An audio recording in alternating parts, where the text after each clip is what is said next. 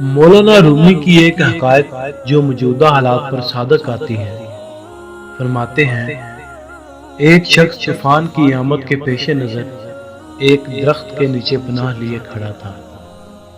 ایک دوسرا شخص پاس سے گزرا تو اس نے کہا، میاں جب طوفان آتا ہے تو بجلی گرنے کا امکان درختوں پر زیادہ ہوتا ہے، اس لیے یہاں سے ہٹ جاؤ۔ اس شخص نے جواب دیا کہ میرا رب مالک ہے۔ اس کے بعد ایک دوسرا شخص گزرا، اس نے بھی یہی نصیحت کی تو درخت تلے کھڑے شخص نے پھر یہی جواب دیا۔ آخر ایک تیسرا بندہ گزرا اور اس نے یہی کہا، اور اس آدمی کا پھر یہی جواب تھا کہ اللہ مالک ہے۔ غرض طوفان آیا، بجلی گری اور وہ آدمی فوت ہو گیا۔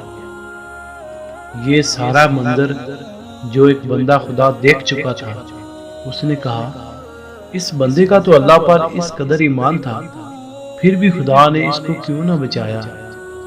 مولانا فرماتے ہیں کہ وہ 3 بندے بھی تو اللہ نے ہی بھیجے تھے کہ بچ جاؤ، مگر اس شخص نے نہ مان کر خود اپنی تباہی کی۔